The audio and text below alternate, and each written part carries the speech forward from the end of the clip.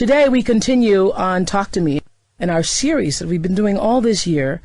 One of my favorite subjects is the human soul.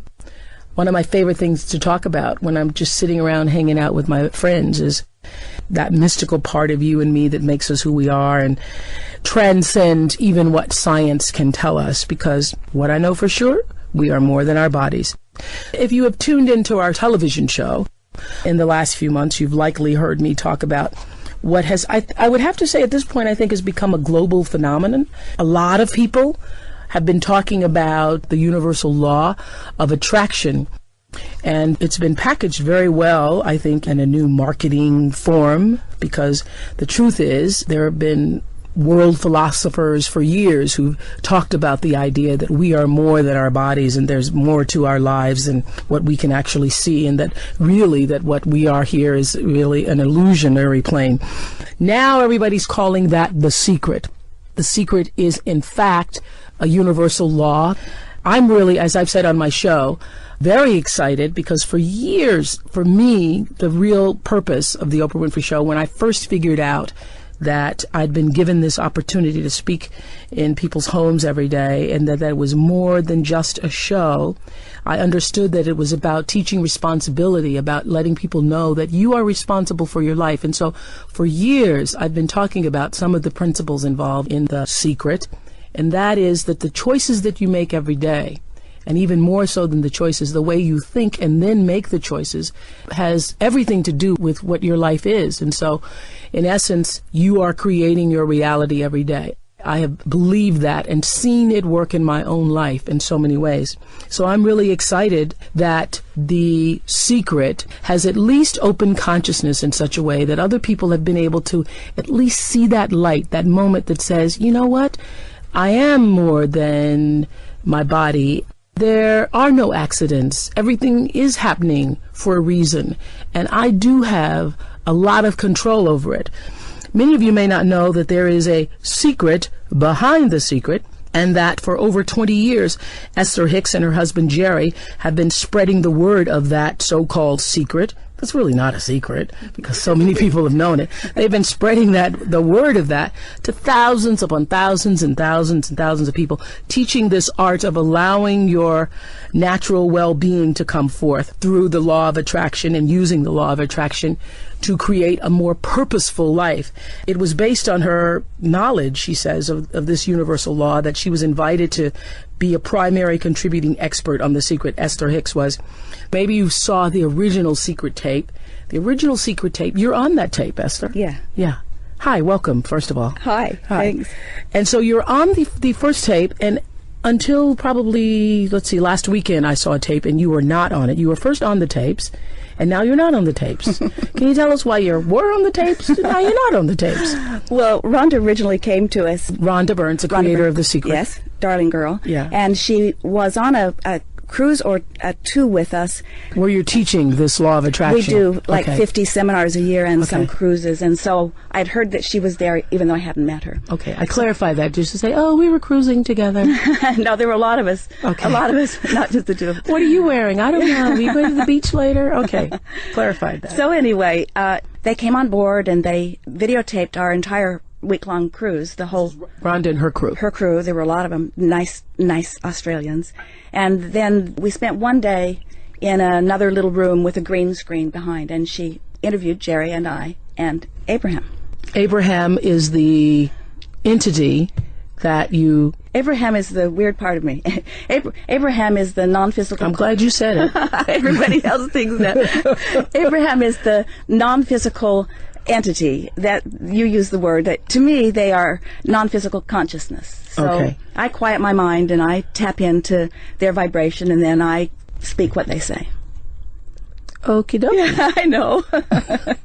Now, okay, I'm going to come back to that. Yes. But so when Rhonda Burns and her crew, who were filming The Secret at the time, started taping you, is that what we see on the original tape?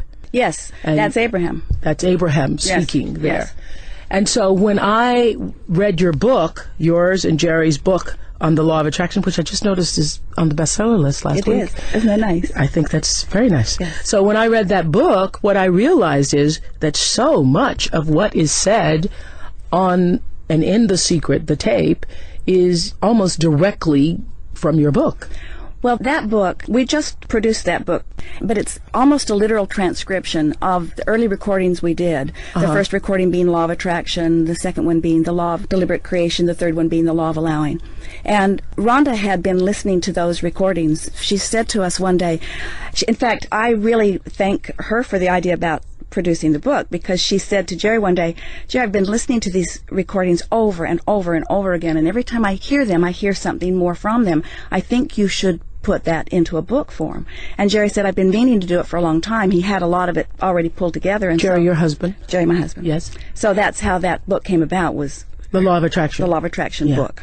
For those of you who have felt, stimulated, inspired by The Secret, I would have to say that the Law of Attraction really opens that door further in such a way that you begin to truly understand the principle behind the Law of Attraction and how it works in almost every phase of your life. I know you believe it works in every phase of our lives. I do. I believe that the Law of Attraction, that everything is about that. And once you understand the Law of Attraction, and you are looking not only at your own life, but anybody else's that you have, that you're up close enough to really know what's going on, you can see that everybody gets exactly what they're offering vibrationally. Well, the criticism of The Secret, which, and I'm using the words interchangeably today, but clearly I know the difference. The Secret is, as I was saying earlier, I think, and there are people who say, well, no, is it marketing? I think I saw some article. Is it marketing or is it real? Well, the truth is, it is marketing. It has been marketed and packaged in such a way that people, of our generation, of this time, can receive it in a way that perhaps they couldn't receive it with other philosophers or, Yes, and because of Law of Attraction, because so many people are asking, our contrasting experiences are making us ask more powerfully than ever before, and so more people are asking. I think that watching what Rhonda accomplished with The Secret was maybe the best example I've ever seen of someone holding steadily to a thought or an idea and not letting anyone divert them from their idea. And Law of Attraction. Now you see things that have manifested that she was talking about. Oh, things like it was going to be a worldwide phenomenon and people around the world would benefit from it and everyone would be uplifted by it. I think that what happened with The Secret is a really good example of someone deliberately applying Law of Attraction. And in fairness to Rhonda or anyone who's trying to put such a big idea out in such a short period of time, it isn't possible to explain how to make that happen. She studied for a long time before she began applying it, And so I hear criticism, we get so much correspondence from people who have been studying our work for a long time who don't like how it doesn't say enough or don't like how now it's beginning to be diverted into different directions. It's kind of turning in the wind just a little bit. Jerry and I always say, in fairness, what a wonderful thing this is, what a wonderful icebreaker it is, and anybody who wants to know more, there are a lot of people teaching what to do. Yes. I think it's exciting that we're at a time where people begin to ask those questions about, what is my life? It's so exciting to me that people are beginning to understand that they can do it themselves. It's all about self-empowerment. Okay, well, let's go to some of the criticism immediately, because I thought when I first watched The Secret, I was excited about it because I thought, oh, wow, this is great because people are going to realize that things aren't just happening out of order, right, that things are really very much happening in order. Mm-hmm. And then I think the criticism has been, well, if things are happening in order, if you're really attracting everything into your life, then when you have cancer, you attracted that? These are questions I really want you to put to Abraham because they explain it so much better. Those are hard questions, but everything that everyone is living is coming in response to their vibrational output. But most people don't know what they're doing. Okay, even children. So bad things happen to children who are innocent, children who don't know, children who don't know about their vibrational output. Yeah.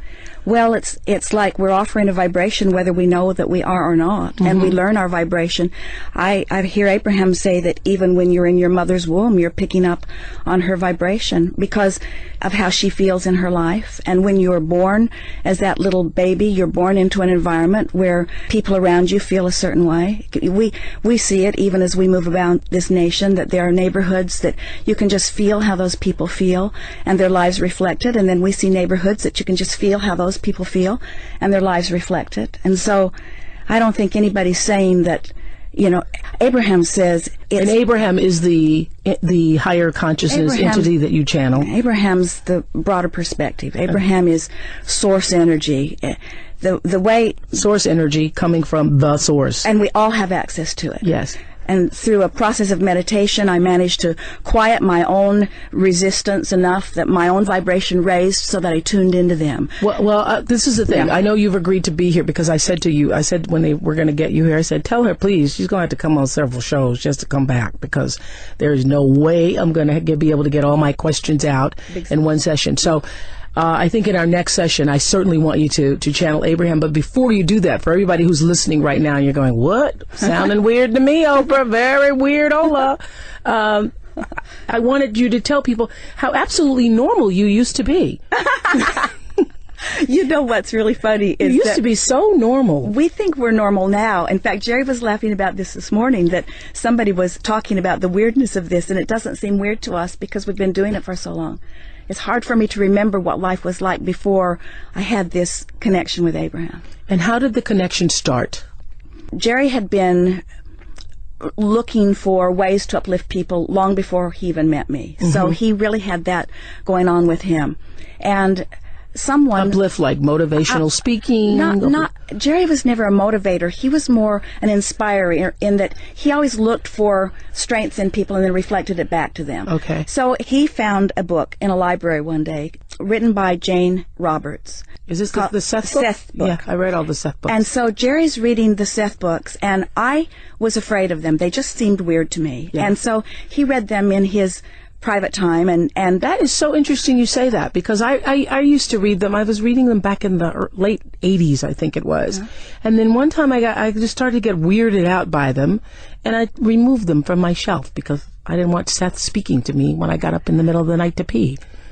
Well, I don't know.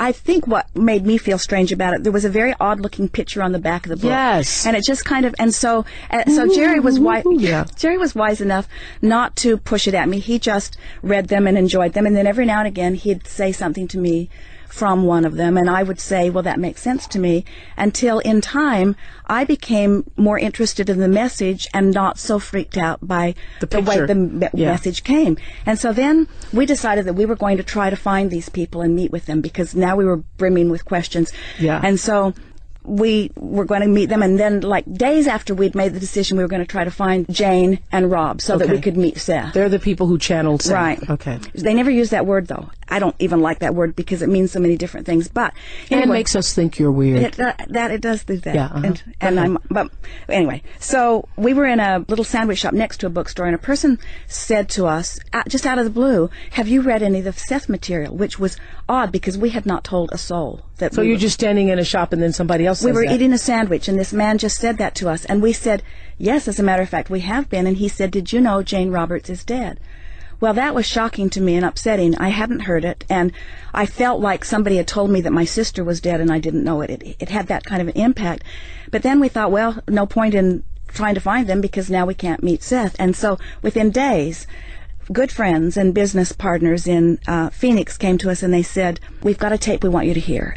And we said, they were acting weird. And I said, "What is it?" And they said, "Well, it's channeled." Well, we didn't know what channeled meant. We said, "What's that?" And they... Because what were you doing in your life? Because, I just am trying to establish this. Because were you the kind of couple that you're hanging out with other couples? Were they going to channelers? No, nothing like that. No, Jerry was already financially successful. So to tell you the truth, mostly what we were doing is finding a good place to eat every day and shopping. I mean, that was sort of the way our life mostly was. Nice. Yeah. Oh, that's nice. We're a lot busier now. What does that feel like? Just to be able to... it's a distant memory for me, too. Really? But anyway, so they gave us this recording, and we listened to it, and it was another woman who was speaking for another Theo.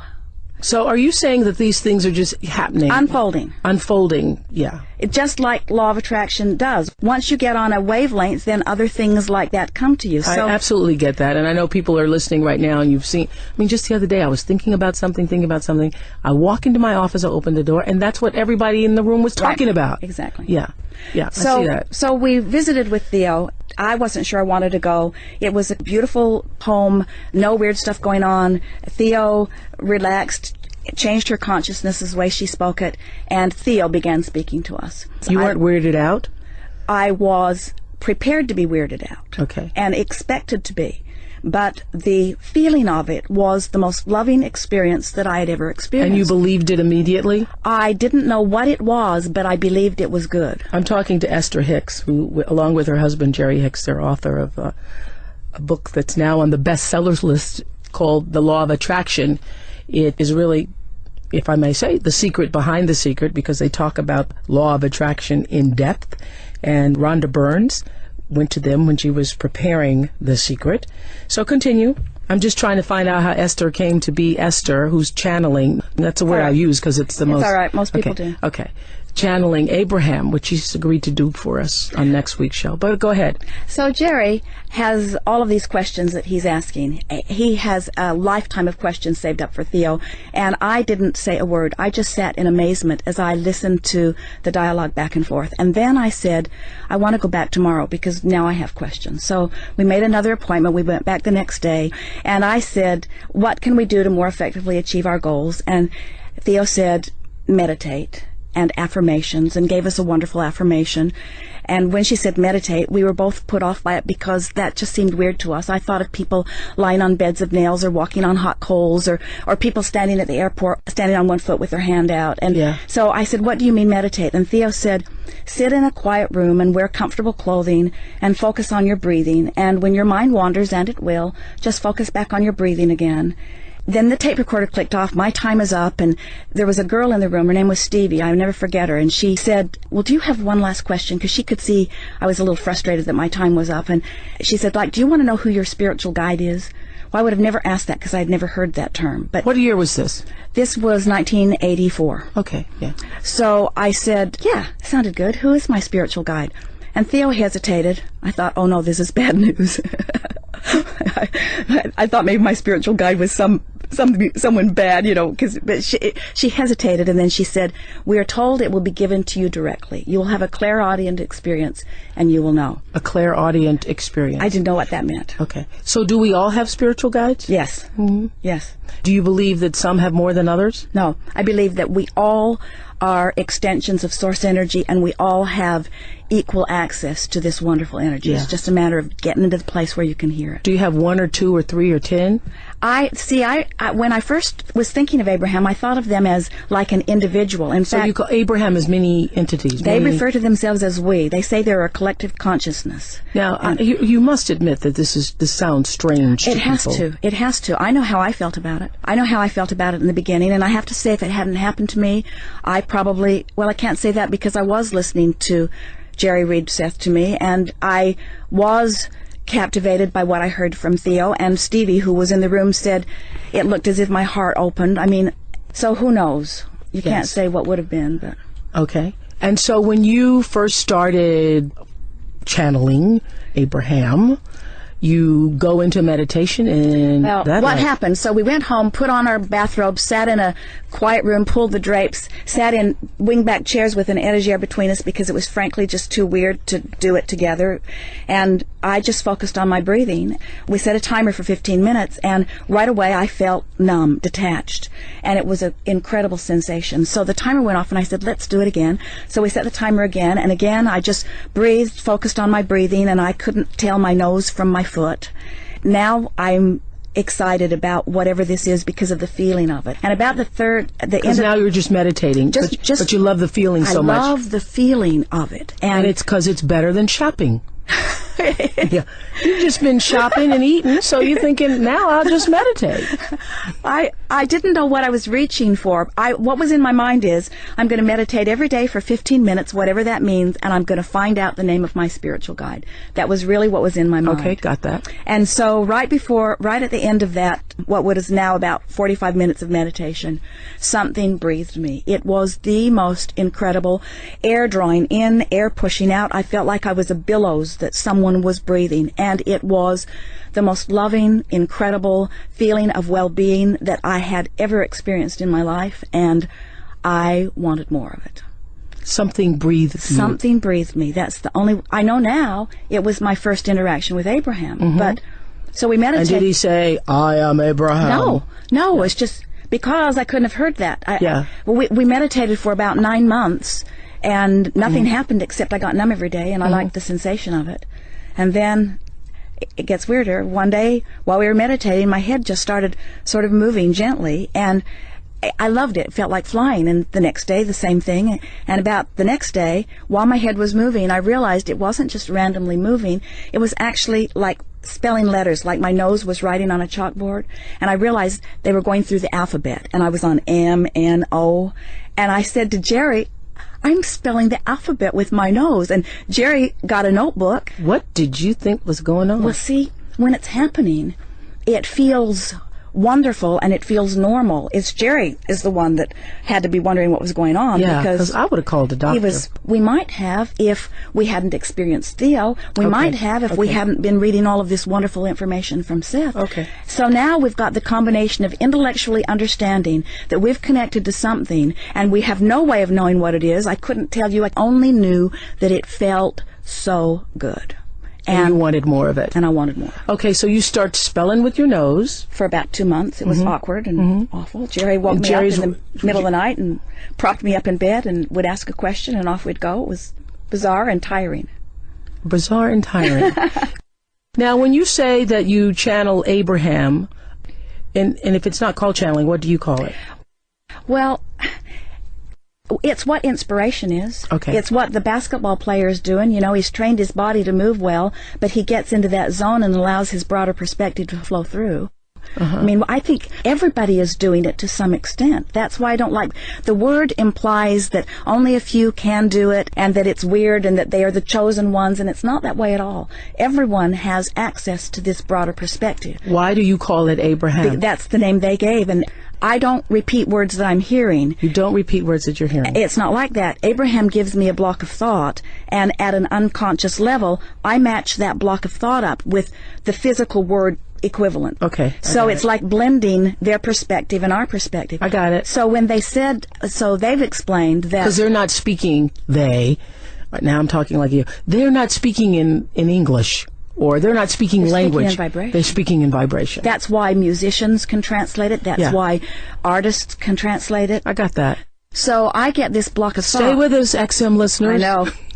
Hang in there. It gets better. No, because what's so fantastic is that we're talking about this on its own vibrational frequency. Oh, yeah. XM 156. Cool. That is a vibrational frequency here. So Abraham explains that the block of thought that they offered me, that the word Abraham was the best label that I could find that best defined who they are, because they are at the root of every religion.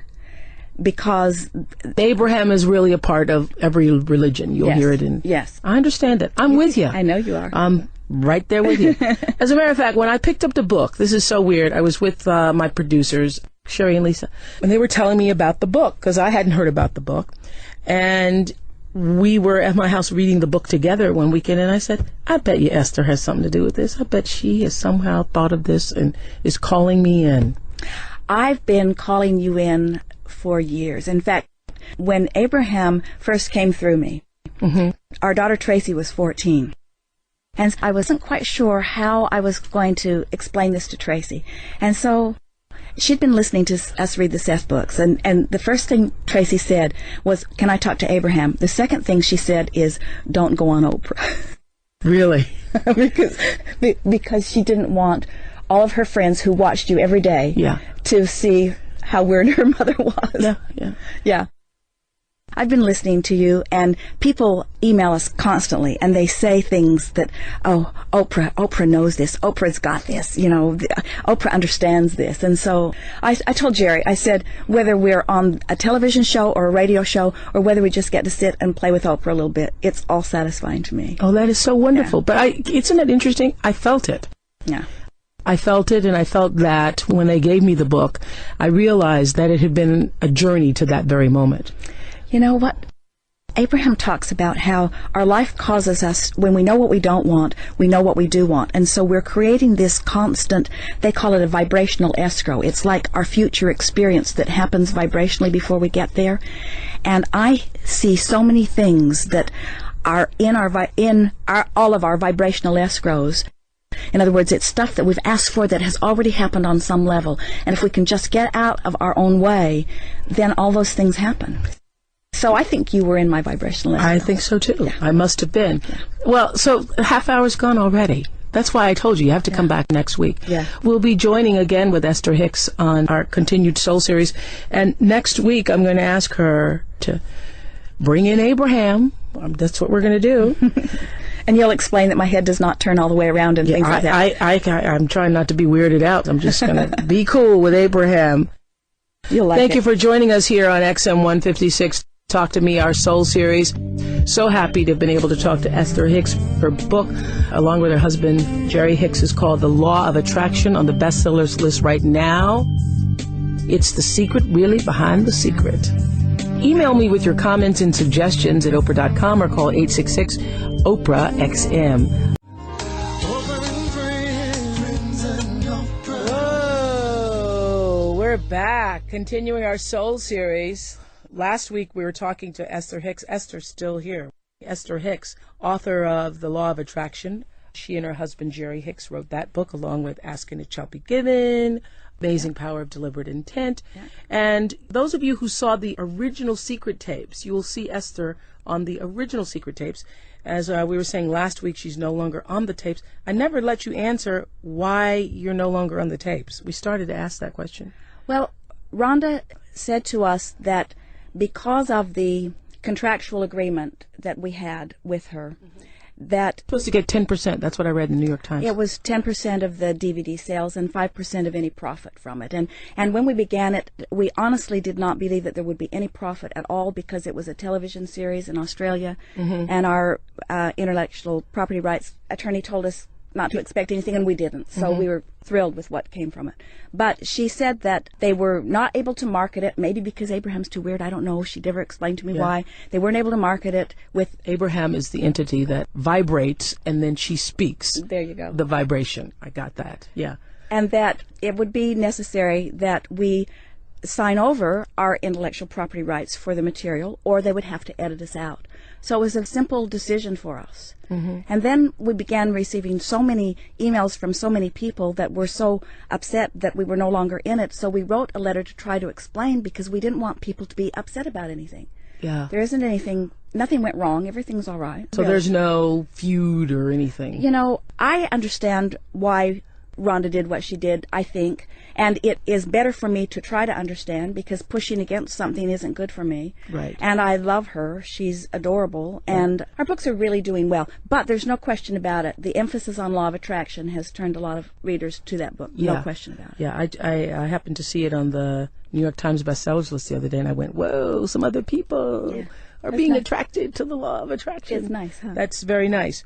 So at the time when you were removed, were you or Jerry, were you upset about it in any way? It was a really painful experience for me, because it felt to me like we were drawn in one way and utilized and then sort of discarded. But feeling sorry for yourself is not a healthy state of being, and so I'm like way over it. Yeah, really? Yeah, we've just been looking at the positive aspects of it. And the positive aspect of it is, I'm sure you see this, lots of other people are being introduced to your work, even though you're no longer on that particular tape. In fact, 2 or 3 people said to me recently that people are saying to them they're excited about The Secret, now what? And then they offer them our book, because that kind of tells them what to do next. Yeah, what to do next. Yeah. What's interesting also, too, about your book, which I really liked very much and I've underlined, and as I was saying last week, when my friends and I, when it was first given to me, we all read together, and I'd say, I'm on page 63. What page are you on? We're on page 82. Let's underline that. We're all talking about it. Your book does not put as much emphasis, and I think one of the criticisms right now of The Secret is, and I can see why people criticize it, is that it's all about getting rich. There's the moment in The Secret where I think Somebody puts the check on the ceiling and they're talking about money, money, money, money, money. But as I was reading the law of attraction is about how everything is coming into your life. That's right. Based on the way you're thinking, and not just about money. Do you think that the emphasis on money and getting rich and having boats and planes and bicycles has hurt it? Well, maybe, but in fairness, as we watched her production unfold, and the original Secret, I haven't watched the second one, but the original one, she had a balance. She had people talking about money and people talking about health and other things. I think her intention was to cover everything. But we have recordings on all of those things too, and the ones that are about money are the ones that outsell all of the others. That's the thing that people seem to think will solve everything. We know that it doesn't. I have to say too, I think that's why people are so attracted to The Secret, because they think it can help them get rich. Some people do, anyway. The Secret. Sure. So today we're talking about, and with Esther Hicks, who's the author of The Law of Attraction, and also I Like Asking It Shall Be Given. That's on my bedside right now. Not that I really need to ask for anything else. I'm doing okay. Well, though, you never stop, do you? No. I mean, there's always something more. One of the things I really got from reading The Law of Attraction, your version of it, is that what you can ask for, and what I've been asking for and also receiving, is more joy, because ultimately that is the ultimate success. That's it. More joy. That's it. That's what it's all about. And so to have more joy even in all the things that you already have and all the things that you already do, to do those things deliberately with joy. Oh man, that's the best of all of it, isn't it? Yeah. Yeah. That's a great ask. Yeah. One of the other things I liked about what you wrote in The Law of Attraction, you and Jerry, is that we do not want to alter your beliefs. And I just wanted to say that because many years ago I was doing on my show something called Remembering Your Spirit, and I was so attacked by it. I believe that it was a way of introducing people to the best part, the higher part of themselves, remembering your spirit. And every day for about 5 minutes, we'd take a moment and we'd have people look at their lives differently, spend a quiet moment and so forth. And I received so much criticism about it because some people thought I was trying to tell them what to believe. Right. I really wasn't. I was just saying that who you are is so beautiful. Just spend some time with that and let that evolve to its high self. But I love in The Law of Attraction, I think it's on page 21, where it says, we do not want to alter your beliefs. What does that mean? Again, I want you to ask Abraham that, because that is them saying it. But what I hear Abraham saying to us is that everyone gets to create their own reality. And Abraham's not interested in telling us what we should create. They're only interested in showing us how we go about creating what our life path is about. Right. I'm going to ask you to bring him in a moment, but I just want to You'll be read glad. We want you to know your value, for in the absence of that understanding, you do not attract the legacy that truly belongs to you. Because in your lack of self-appreciation, you deny yourself your natural inheritance of continuous joy.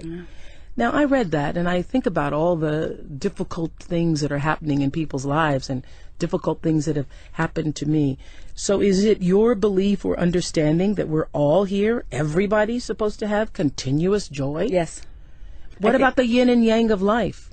Well, the contrast is what helps us to define from our personal perspective what it is we want to create. And once that explodes in us, if we would just turn our attention to that, we'd get that.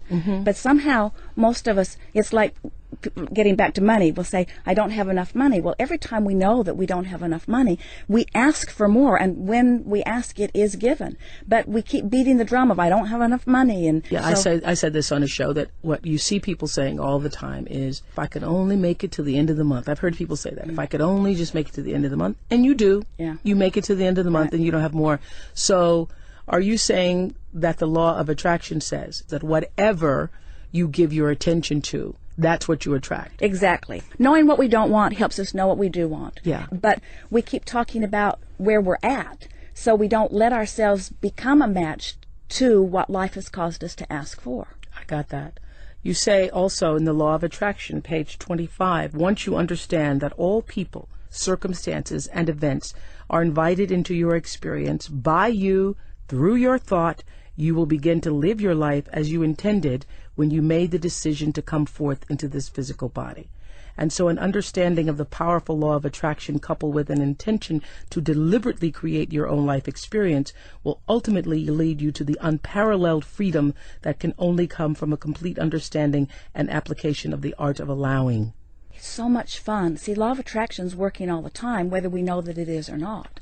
But when we deliberately set forth an intention and we deliberately try to hold our thoughts on that by paying attention to the way we feel and guiding our thoughts that way, then to watch things begin to unfold, that's when life's really fun. I got that. Yeah. I'm talking to Esther Hicks here, who is, I'm saying today, the secret behind the secret, because she was a big part, she and her husband Jerry, of the creation of the DVD that Rhonda Burns did. Rhonda and her crews went to sit with Jerry and with Esther, and she was on the original tape. She's no longer on the tape, but she is here in our studio. And I'm going to ask you to channel Abraham. And let me just say before you do that, the reason why I wanted to do this on the radio is because I really do think that the television audience isn't ready for it. Yeah. So I just know. And so I know all the people listening, you're going to think it's a weird thing. And maybe it is a weird thing. I'm going to see for myself how weird it is. Prepare yourself. I'm preparing myself. That's why I thought I would do this I'd do my virgin run with Abraham on the radio in case some weirdo thing happened. So what happens? What is the process? Can you tell our listeners what this means? I just relax and quiet my mind. I usually focus on my breathing. Are you going to look the same? Yeah, nothing's going to change.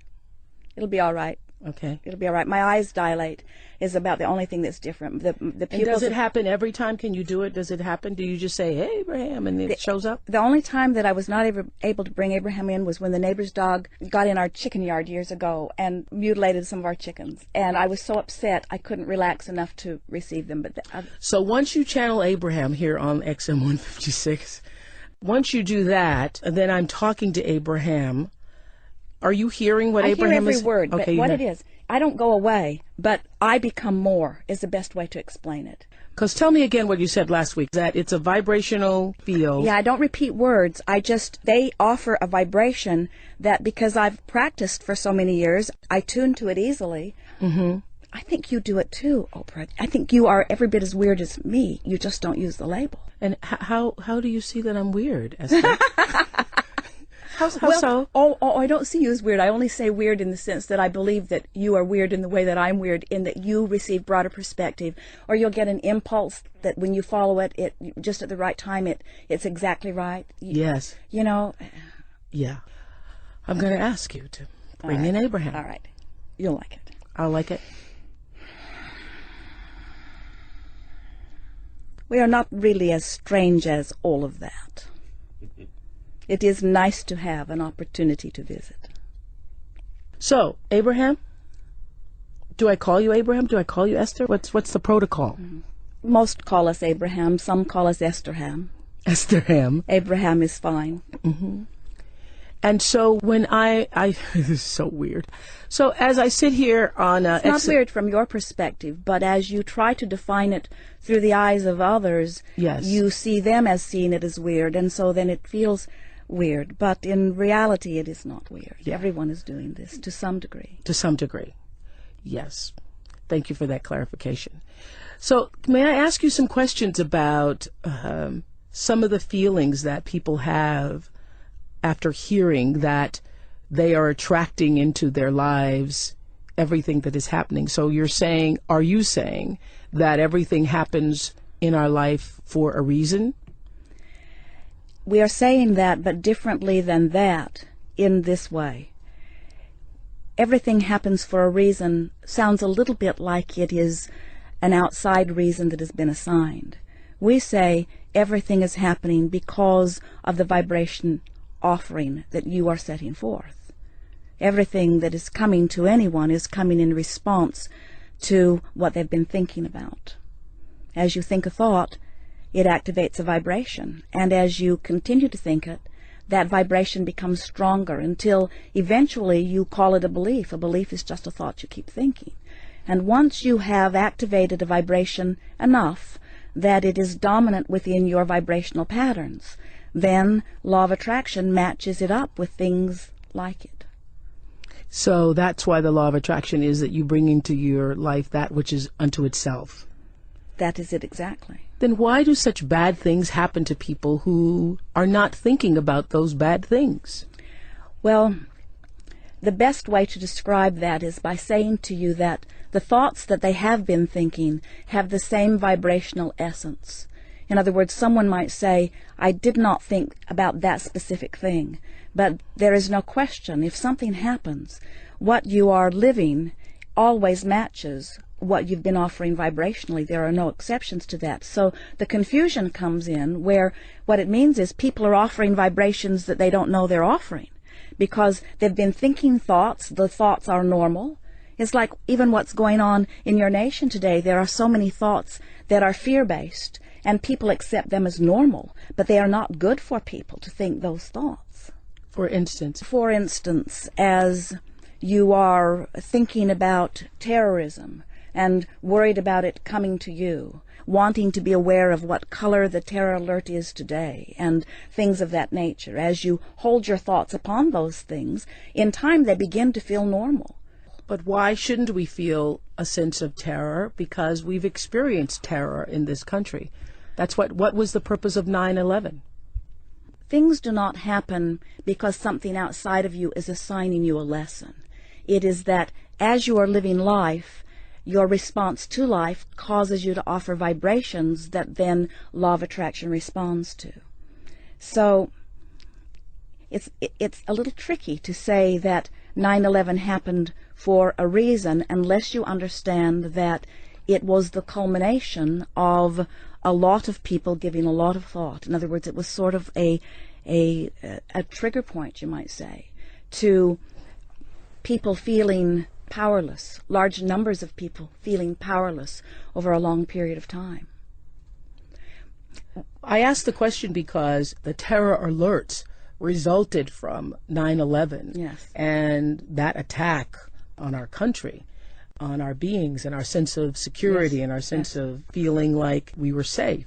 And so the terror alerts are there yes, as a warning to yes, people, supposedly, to say, you're not as safe as you think you are. Yes. Yes.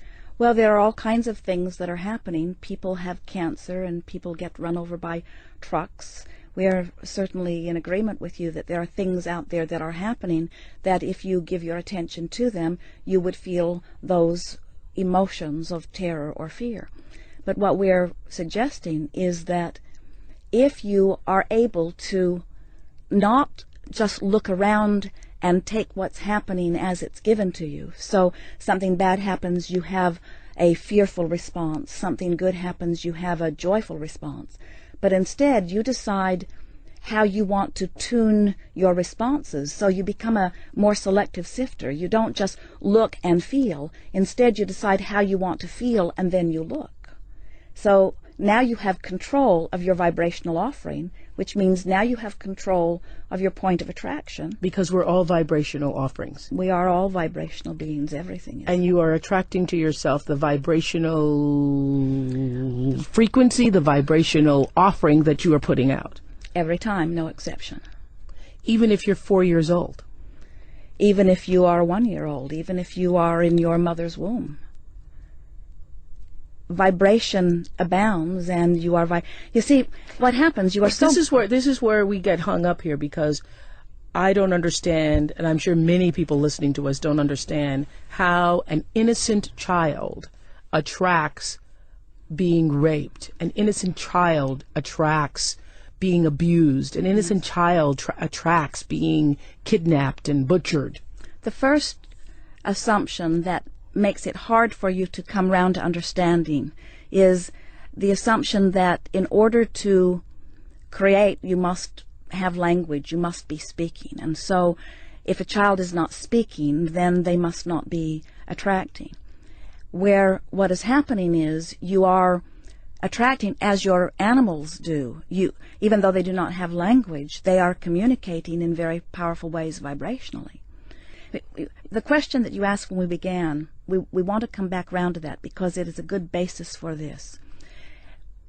People often, when they first hear about law of attraction or that you create your own reality, most are very excited about the idea because they want control. They want control over the bad things, and they want to be able to bring in more of the good things. Then, soon after, as they discover that control of their own experience means control of their own thoughts, then they're not so sure about all of that, because it's not an easy thing to control one's thought with so much stimulation around. And so that's really what you're speaking to. Yes. If there is the responsibility of a parent or a mentor, it would be to teach the child that they have guidance within. And if they're listening to the guidance within, they could not comfortably ever settle on the thoughts that would then attract something unwanted. Okay, I'm here on XM 156, trying to attract a very good vibration here, talking to Esther Hicks, who is channeling Abraham on the show.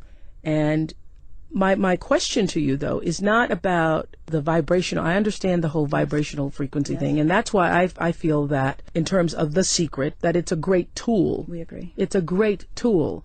But I don't think that it's an answer to every single question in the world, because there are many other universal laws at play. Everybody's born and everybody is going to transition. Everybody comes to Earth. Everything that comes to Earth eventually takes another form and moves through the earth and out until wherever we go. I should ask you, where do we go? You withdraw your consciousness from this physical experience and you reemerge into non-physical, and you feel yourself as the culmination of all that you've become.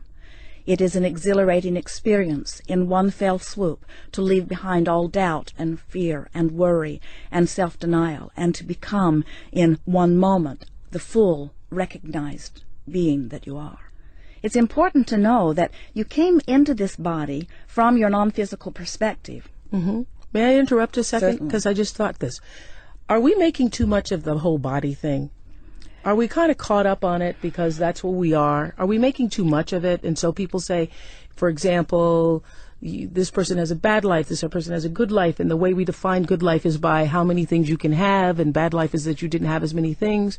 And I ask that question because as you visit different parts of the world, I see people with absolutely nothing who are far happier than most of the people that I see that have lots and lots of different things. So are we in the wrong frequency? Are we thinking the wrong things about what is good and what is not? Well, it isn't wrong to seek material things. You are physically manifested. You have a material body.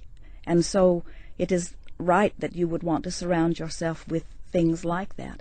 But what happens, whether you are in an environment where there is very little stimulation about wanting things, or whether you are in an environment like this where there is so much stimulation about it, the important thing to understand is that whatever life you're living, your life is causing you to define what it is you are wanting. You're constantly emitting these rockets of desire as you sift through the contrast of your experience. It's not a complicated story to unravel, and we can give it to you in a very short period of time if you're wanting it. Please do.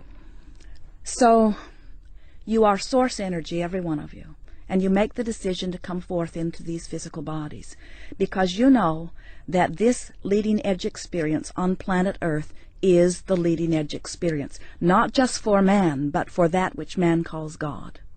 So as you express yourself forward into these physical bodies, the environment that surrounds you and the contrast of it helps you individually and uniquely to define what you desire. And as that desire is born within you, even before you can put words to it, it radiates from you like a rocket. And the source that was you before you were born follows that rocket and literally becomes the vibrational equivalent of every hope and desire and dream that every one of you dream.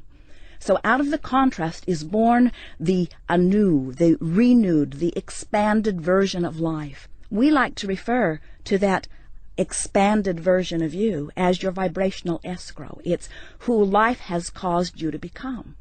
But most physical beings, even though life is causing them to become this, they stand looking at what they have rather than looking at who they have become. So they affect a separation between who they have now become and who they are letting themselves be. But the source within them always calls them toward it. That's why when you feel enthusiasm, you are on the same vibration. Joseph Campbell said, follow your bliss, and we think those are the best words that have ever been offered. But sometimes you cannot get a whiff of bliss. If you are in despair, if something bad has happened, if you've witnessed something, and someone is saying you should follow your bliss, even though Source is calling you, you can't hear it because the vibration of where you are and the vibration of Source is different enough that you can't hear it. Not that it isn't calling, but you can't hear it. So, do you know what the call of Source sounds like? People say it must sound like harps and angels. No. We say it depends on where you are. Mm-hmm. If you are in appreciation, the call of Source feels like elation. If you are in despair, if you feel powerless, the call of Source feels like rage. If you are in rage or anger, the call of Source then feels like frustration. In other words, it's a slight improvement from where you are is what the call of Source always sounds like. So 9/11 came out of so many people feeling so powerless for so long that the next logical step for them was something. We always say we want to call you through the rage and revenge so that you don't act on it, but it is a logical place to be. If you've ever been depressed, you know how much better you feel when you get mad. And your friends don't want you to be mad. They liked you better when you were depressed. But you've got to admit, at least you're breathing now, you do feel better. So everything about coming into alignment with who you are is about closing that gap between whatever you're focused upon in your now experience and who you really are. Well, this has been very interesting. Very interesting. Thank you, Esther Hicks. Thank you, Abraham. But it's time to wrap this chapter of our exclusive Soul series here on Oprah and Friends XM 156. Fascinating to me. Next week, more on how we can apply the law of attraction in our own lives, which I know lots of people are talking about these days. And does it work, or doesn't it work? And does it make you a victim if bad things happen? And find out if there are other universal laws that also will help us begin to live a more purposeful life. Oh, hey, welcome back. We're still talking to Esther Hicks. I can't get enough of her, who's written the book, The Law of Attraction. Those of you who are stimulated by The Secret or have questions about The Secret, that's a great follow-up book to open the door, expand your thinking, really understand and to be able to begin to put into practice the law of attraction. Last week, Esther was here, channeling Abraham. I have to tell you, I couldn't tell the difference between you and Abraham. I have to tell you. Oh, that's cool. Yeah. You don't find him a lot smarter? No, I think you've been listening to him for so long. You're getting it yourself. I think I do have it, but they do have a clarity that I don't have. A clarity. I think I noticed that there is a difference in articulation. Mm-hmm. I mean, I think sometimes the words feel a little sharper, more succinct, more direct. Mm-hmm. That's what I feel. What does that feel like to you when you're doing that? It's the best thing I ever do. Mm-hmm. Them flowing through me. It's like flying. Mm-hmm. I love the sensation of it. Really? It's the feeling of utter well-being, and it's the feeling of knowing everything. Yeah. Yeah. And you say utter well-being because how do you know what your state of being is? To me, it's the absence of anything that's bothering me. Yeah. Utter well-being is just that feeling, that everything's fine and that everything's all right. And it's a feeling of elation. So as I sit here talking to you, I wondered when I read yours and Jerry's book on the law of attraction, which is now on the New York Times bestseller list. This is written so beautifully through the words of Abraham that you say, that you channel. And I'm wondering, because you know all of this now, do you ever have a bad day? Yes. But well, you attracted that to yourself. Absolutely. Yeah. And when I have a bad day, I feel guilty, which makes the day worse. And then I remember Abraham saying, you are where you are. Just reach for a thought that feels better. They say you can't set your radio dial on 6:30 a.m. and hear what's being broadcast on 98.7 FM. Or XM 156. Yeah, or that. Yeah. So when something happens and you focus on it, you feel what it is. But we have choices. You say on page 49 of the Law of Attraction that your attention to anything is drawing it closer to you. So that means even when you're saying, and I loved it when you say, try not to think about snow. Everybody listening right now, don't think about snow. And immediately you think about snow falling, snow on a mountain, snow. And you're saying in the book, The Law of Attraction, that the vibration doesn't hear no or don't. The vibration hears snow. every subject's two subjects. It's like picking up a stick, and on one end of it is what the absence of what you want, and on the other end of it is what you want. So you pick up the subject and you activate it, and depending on how you feel is which end of the stick you're on. It's like, am I really thinking about my lover coming, or am I noticing that he hasn't come yet? It's the subject is my lover, but if I'm thinking about him coming, I feel high and happy. If I'm thinking about the fact that I have no idea where he is or if he'll ever show up, I feel terrible. Yeah, so that's why you speak about and have written about the law of deliberate creation. Yes. Because I think for most people, they can't even figure out what it is they really want. And I say this to also my friends and people who work with me all the time. Don't say you do want something, but then subconsciously, the layer is, when you go beneath the surface of it, is, I'm not so sure I'm really going to get it. I'm not so sure I can really have it. Because that's then what is going to be working for you. That's right. The universe is not responding to our words. It's responding to the way we feel. So the more you think about, for example, you say, I don't want to think about it. I'm sick, but I don't want to think about it. I'm worried about my child, but I don't want to think about it. What happens? The best example that I've seen of that, a lady was talking to Abraham, and she said, I'm in such pain. I have arthritis in my hips, and every moment I feel uncomfortable. How can I think about a good feeling body when my body hurts so much? And Abraham said, you have to separate what's happening from the way you feel about what's happening. In other words, they said, you're in a painful arthritic body and you feel frightened, or you're in a painful arthritic body and you feel hopeful. And the difference between hope and fear is the difference between recovery or not. So the way to begin to use this as a tool to do, as you and Jerry say in the book, Law of Attraction, to lead a more purposeful life is to follow your feelings toward that which is good. You have to find a way to quantify the journeys. It's like Jerry and I drive from Phoenix to San Diego, and we know how to get there. It's 400 miles. We head west. We never feel discouraged. We know we're going to make it. Even though we're not happy out there in the desert, we can't wait till we get to San Diego.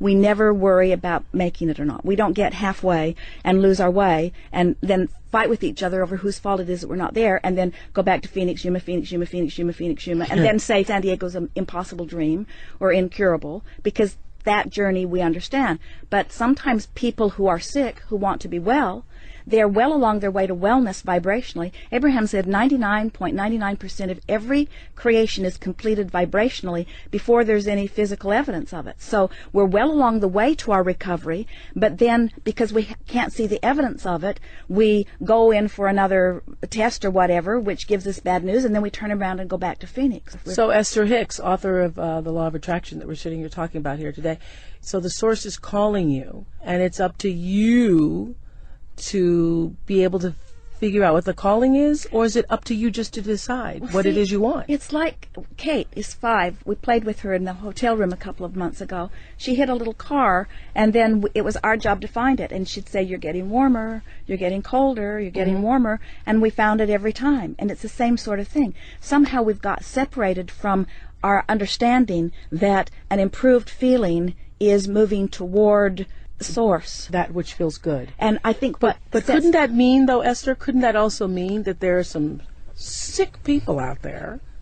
You know, I don't know what Abraham would say about that, but there are some sick people out there who feel good hurting other people, and that as they feel good as they're moving in the direction of doing harm to other people. Abraham tells the story this way. So imagine taking your boat. Abraham is the entity that you channels if you're just listening for the first time, okay? Take your boat down to this river's edge with your paddles in, and they say most people deliberately turn the boat upstream and begin paddling very hard. And they say, why don't you just turn and go with the flow? And people say, well, that just seems lazy. And what Abraham's wanting us to understand is that everything that we want is downstream. I'm smiling because I say that to my people all the time. And I don't have Abraham. And how did I know that if I don't have Abraham? Well, I'm not sure you don't have Abraham. Okay. I know that. But I use that exact phrase. I always say that there is a current to everybody's life, and there's a flow in your own life. And if you're struggling, it means you're moving upstream. Turn around, find the flow. And you don't even have to turn the boat and paddle downstream. Just let go of the oars. The current will carry you. That's what I always say. And see, so you know. So that stream is what's calling us. And here's what I think goes wrong with so many people. is that when we're in a really strong negative place, Yes. we don't have access to joy. We don't have access to elation. The vibrations are too far apart. Yeah. But we do have access to something that feels a little better. And if we could just know that the thought that feels a little better is a step in the right direction, and then the next thought that feels a little better is the next step in the right direction. You're getting warmer. You're getting warmer. Exactly. You're getting warmer. It's Kate saying you're getting warmer. You're Exactly. getting warmer. Yeah. So that's how you know. That's how you know. It feels better. That to move toward who you've become always feels better. To widen that gap always feels worse. How does the law of attraction mesh with religious beliefs?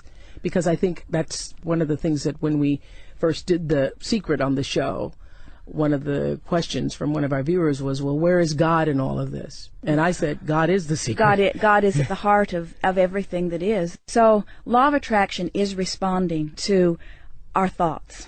And our thoughts equal our point of attraction. But now consider this. So we're source energy. We're born into this physical body. The contrast causes us to ask for this and ask for this and ask for this. So there's this vibrational escrow that's amassing. And the source energy part of us doesn't stay over here in the contrast. It rides that rocket and becomes the non-physical vibrational equivalent of what we're asking for. So God has expanded through us and is standing there in that expanded beingness calling us toward it. When we move in the direction of it, we feel better. When we move in opposition to it, we feel worse. How did we get so far off course? I think it's because well-meaning people, it's like our mothers say, listen to what I say instead of listen to how you feel. I think it's because when somebody adores you and they focus on you and they hold you as their object of attention, and because they're adoring you, they're connected to source and they're flooding that all over you, it feels so good, and then you want more of that from them. But then if they're not connected, then you don't get that. You get whatever it is that they're offering. But this is so wonderful. That's why, I have 151 girls at my school. I know. And one of the beautiful things about raising children, it's so amazing how I attracted this to myself, because I used to say the reason I would want to have children is so that I could begin to teach them the power of themselves, just like in The Wizard of Oz, which I think is one of the greatest spiritual stories. You've always had the power. You've always had it, my dear, that Glinda the Good Witch says. And to be able to let them know that they come from the source, as you call it, and that there's a part of them that because you do come from that you can do amazing things in your life. And so now I have this school, and all of my girls meditate. Before they go into their tests, they meditate. And before they do any sports games, they meditate. They all meditate. And they have their own religious beliefs. We have Muslims and Hindu, and we have Christian girls. And so all the girls have their separate religious beliefs. But then all together on Sunday afternoon, we all do yoga together. And I was in a yoga class with these 12-year-old girls talking about the benefits of meditation and how, because they've now learned it, that they can go inside themselves before they take a test and calm themselves. And when I see that, I realize that we have all been taught how not to trust ourselves. Right. And my goal with my school and these girls is to teach them how to begin to trust themselves. And self-empowerment. Yeah, to trust themselves and also trust that which is greater than themselves, to use the source. There is not anything that's greater than us when we're aligned with who we really are. Yeah, that's what I teach the girls. Yeah. That when you are, Gary Zukov calls it authentic power, when your personality is aligned with your soul, that is authentic power. Perfect. When you are in alignment with your source. Yeah. Was there a moment after you were taken off the secret tape, because we said that in the previous shows, you were on the original tapes, and now you're not? Were you upset because since it's been such a great success? Maybe I felt some, you could call it jealousy initially, because I didn't understand what happened. But then the more I thought about it, the more I realized that the world wants the message, but they might not be ready for the messenger. And then... Meaning you? Meaning Abraham. Abraham. So why didn't you why didn't you and don't you just want to speak as yourself? Well, I think that when Abraham flows through me, there's a clarity that is beyond anything that I can give. I ask you this because the reason why I'm not talking to you on television right now is because I know there are too many people who would be weirded out by the whole prospect of Abraham. And so, in that way, maybe it hinders you. It does, I think, and I think maybe. See, now I've seen The Secret. This has opened something for me because it makes me realize I can visit with you. I think I can express the message. There's hundreds of thousands of people that have been listening to our recordings for a long time. I know this. So if I were on television and I were doing the teaching when they're accustomed to hearing it from Abraham, they'd probably be all right with it. But I'm sure they would say, "Where's Abraham?" But you must know that the fact that you talk about Abraham and that you channel Abraham and want him to speak through you, want them to speak through you, that makes people feel weird. Yeah, I know. I don't blame them. It made me feel weird too. But so what do you do? Not just weird, they think you're a kook. So what do you do? And I'm not calling you a kook, but you know what I'm saying. They're so what do you you're a do kook. when you're having this phenomenal experience where source energy is pouring through you? It's just what's happening. Well, so what do you do? I don't know. This is so interesting. I was talking to some friends about this recently, and I was thinking that too bad I won't be around, but maybe I can channel myself here 100 years from now. Because I think 50 years from now, I think, first of all, The Secret, your books, all of that are elevating conscious to the point where this won't be so weird. Yeah. Even a decade from now, Right. this won't be I so agree. weird. 25 years from now, You know, it won't be so weird. Now, I'm going to take this to another level of weirdness, and if Jerry were doing this, I'd be mad at him, but I'm going to do it anyway. Right after we met Abraham, we were living in Phoenix, and I was receiving them, and we were having a wonderful time, and Jerry was teaching from the book Think and Grow Rich, and he was telling the story about a sharecropper's daughter who said, "My mammy's got to have 50 cents," and she just stepped right up in the face of this man and demanded it, and he reached in his pocket and gave it to her, which he couldn't believe that had happened. And while I'm sitting there in the audience, I feel consumed with this energy that I recognize must surely be Napoleon Hill. It was strong, and he was so excited about Jerry's delivery of this story. So as soon as Jerry got off the stage, I said, "Jerry, I believe that Napoleon Hill has something that he wants to say to you." And we went to the car, sat in the back seat of the car in this Napoleon Hill? I know, I'm sorry, but it's, Okay. You know, no one's dead. Okay. You know, and so Jerry has activated this by his lively expression from this book, and so this energy is now interested in what we're talking about. And Jerry asked Napoleon Hill, "What would you have done differently?" And Napoleon Hill said, "I would have told where I got it from." And Jerry said, "Why didn't you?" And he said, "The book would have never been published." So then, Napoleon Hill, author of Think and Grow Rich. Yes. So then years go by, we receive Abraham. I had never heard the word law of attraction. I'd never read any of this stuff. Abraham encouraged me not to read because they didn't want me to worry about where I was getting anything. So we're bipping along, we're doing our thing, and then my dad died, and so we went out to the funeral, and Jerry doesn't go to the funeral, he goes to the bookstore, and he finds this book, Think and Grow Rich, and it's a weird looking book, and he picks it up, and it's the original manuscript that was just now being published. So he buys this original manuscript, then he buys a copy of the book that he had been reading all these years and compares it line by line, and every reference to vibration, everything that's vibrational, everything that talked about the ethers, all the stuff that's like Abraham stuff is edited out of the book. The original book. So Jerry and I just thought it was so funny. So now here we've come full circle. We're interacting with Rhonda. And the reason it was edited out is because people can't receive just what you're just saying. They're not ready for it. And so then we meet Rhonda. She's Rhonda Burns, The Secret. Listening to it, and now she's making a movie called The Secret. And as they are in the editing production, early in our process with them, we get this correspondence from her that Rhonda's been told that they have to edit out the word vibration. And so they edited the word vibration. And Jerry and I said, 70 years later, we're still editing out the word vibration. You're right, Oprah. The reason is because people might not be ready to understand that they are source energy in physical bodies. Yeah, and that we are vibration. We are vibration. Now, in your book, The Law of Attraction, you say an all-inclusive, never-changing set of rules doesn't exist. When I read that, I thought, well, geez, when people read that, they're going to think, well, this is in conflict with Christian teachings, specifically the Ten Commandments. Christian teachings are in conflict with Christian teachings, too. Yes. You know, well, I can't argue that. But specifically, I'm just talking about the law of attraction saying that rules change, that people evolve, and so rules also should be evolving with people then. When someone stood before Jesus dripping their illness, he did not see them in their sickness. He saw them in their wholeness. He saw their vibrational escrow. He saw who they really are. Mm-hmm. And he held that in his mind so powerfully that he dominated the vibration of their being so that they were well. And then he said, go forth and tell no one. Yeah, and that's why you say in the book also, you say that the greatest thing, which that really was a sentence that changed me, that Abraham said through you, that the greatest gift you can give to someone is your highest expectation of them. So when you see the best in them. Because when you see the best in someone, you're tuned in, tapped in, turned on to source energy. So it's not just you looking at them, you're flooding all over them with source energy. And by source energy, you mean what most people call God? Yeah, Abraham doesn't use the word God because they say it just makes you think of what you already think about God, and yes. what they think is different than what most people do. It makes you think of God in the religious context, yeah.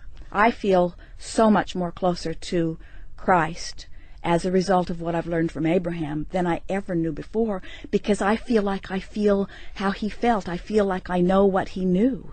When he says the kingdom of heaven is within you, he was talking about this connection to source energy. I would have to say that, too, for all the people who feel that it conflicts with your religion. You know, I obviously was raised not just Christian, but Baptist, and, you know, still hold to my Christian beliefs. And I would say that everything that I've learned metaphysically has really only enhanced what I believe about that which we call God. Do you have time for a really quick story? Sure. We were doing some telephone consultations a few years ago, and there was a woman talking to Abraham, and what she really wanted was a fortune telling. And Abraham's a teacher. They don't tell fortunes, they try to empower people. And so she wasn't really having a very good time. And so Abraham said to her, let's pick some subjects and activate them, and then they'll show up in your experience, and then you'll know your power. Well, she wasn't having any of it. She said, like what? And they said, like blue glass. And then they described different blue glasses. They said, a feather. Think about feathers on birds, on hats. Think about butterflies. And she wasn't having any of it. The consultation. Think about them and then see how they show up in your life. Think about them. But Abraham was just wanting to get her to talk about them with them long enough that it would activate the vibration of them. So she got off the phone, and I said to Jerry, she'll probably ask for her money back, because I could tell that she was not having a good time with Abraham because they wouldn't tell her fortune. So then we were in La Jolla, and we went to George's Restaurants, which we found because of you, and ate that wonderful soup. So anyway, we were on our way to George's, and we parked the car, got out of the car, and right in front of me was a store that I had not been in before, and we got clear in the back of the store. There was a wall of blue glass unlike anything I'd ever seen in my life, and I didn't make the connection between the consultation, but there it was. So then we went to George's and had lunch. Then we walked down to the cove, and we were walking across the grass right before you get down there, and there was a flurry of butterflies that surrounded us that was so intense we had to stop talking to keep from eating them. And then, all of a sudden, I see a little boy running across the lawn, and he came right up to me and handed me a pigeon's feather that he'd picked up off the ground. And when that happened, You, a stranger. Me, a stranger. And when that happened, I realized that all three of those things that Abraham had deliberately activated in that woman's vibration and apparently in mine, within an hour of that consultation, the universe had delivered them all to me. Because when we activate something without resistance, it comes fast. Boy, I love that. Yeah. I love that. Yeah. If you activate something without resistance, that means also without doubt. So start with something easy. Don't work on the boyfriend that you've been trying to get for 20 years, or the money that you've never had. I have to tell you, the first time we started talking about this, that's what my best friend Gail says. Well, I don't know how come I don't have a boyfriend then. That's why. I don't know. Really? That's why, because I don't know why I don't have a boyfriend. Where is he? He's not here is the dominant vibration. Oh, I'm going to tell her that. She just needs to see him. Honest to goodness, when we started talking about this, she goes, well, if the law of attraction works, then I should have a man by now. No, because her vibration says, I don't have a man. Where is he? Where's my stuff? And he's over there in vibrational escrow. She's been adding to him. He is so magnificent and so beautiful. And in the moment she drops those oars, he'll flow right into her experience. Really? Absolutely. So tell me again, what does she need to do? She needs to stop talking about him not being there and start saying things like, well, maybe he's coming and I'd like him to come, and I believe that he's out there, and wouldn't it be nice if I could see him? She did say that on the road trip. I believe he's coming. I believe he's there. And so when that is the strongest vibration within her, he will be there. But as long as he's not coming, she's holding him away with those other thoughts. So you're saying start small. Start with something easy, meaning something that you're not already worried about. So start with that what? Because you're testing it? You're just testing it. Well, you can test it. You can test it. I would test the law of attraction. I would deliberately activate things in my mind, and then I would watch law of attraction bring them. and Yeah. then you'll trust the law, and then you'll start to feel worthy, and then you can start shifting your vibration on the things that you've been beating the drum of that aren't working for so long. So I also understand it in terms of, because you've watched me for years. Those of you who are listening heard me go up and down the scale. I understand why the struggle, that just exactly the word struggle with weight has made it such an issue because of the struggle. Exactly. And so in order to be freed of it, you must release the struggle of it. No longer fear potatoes or potato chips. No, they're going to make me fat. They're going to make me fat. As you're eating them, they're going to make me fat. Or getting on the scale. As everybody who's listening, you've done this. You get on the scale and you feel worse. The numbers make you feel worse, and then you decide, well, okay, I'm just going to eat to make myself feel better. Yeah. So you can't get the thing that you are worried about because the worry is the indication that you're offering the vibration of the lack of it. Okay. Worry isn't keeping you from it. It's your indication of where you're vibrating. Because the thought creates a vibration, and the good thoughts create good vibrations. Let's see, how can I say that? Good vibrations. The vibration, what we're always feeling is the vibrational interplay between who we really are and who we're being in this moment. So life caused me to want to be prosperous, let's say, but I'm beating the drum of I can't pay my bills today. Okay. The emotion that I'm feeling is the relationship, it's the vibrational discord between who I really am and where I'm being in this moment. So by reaching for a thought that feels better, I tune myself up that vibrational scale into vibrational alignment with the money that is waiting for me, or the lover that's waiting for me, or whatever is waiting for you. So what I've been saying for years, I've known this because when people ask me, how did this happen to you? How do you have this life? I have understood that I am where I am and who I am because I really believed when I was a child. I was told that I was God's child. I used to call him my daddy. Jesus, he's my daddy. So I really did believe everything that I was taught about the kingdom of heaven is at hand, and asking you shall be given, and greater things than these that I have done. I really, really did believe that because that's really all I had to believe. So I grew up thinking that I could be whatever God wanted me to be. Isn't that a nice thing for you to know? Don't you want everybody to know that? Yes. I do too. Yes. I do too. Yes. And that's why we are where we are. Yeah. It's a joy just to have been able to share this time with you. It was great fun for me. Thank you for coming, and bringing Abraham and the gang. Yeah. They had fun too. Esther Hicks, The Law of Attraction, on the bestsellers list right now. It really deeply defines, explains, and opens the door to all of the notions of the secret. So I'm really happy to have been able to have the book. I underlined it so many times that I now need a new book. Thank you so much for being with us. Thank you too. On our Soul series. Next week, more on how we can apply the law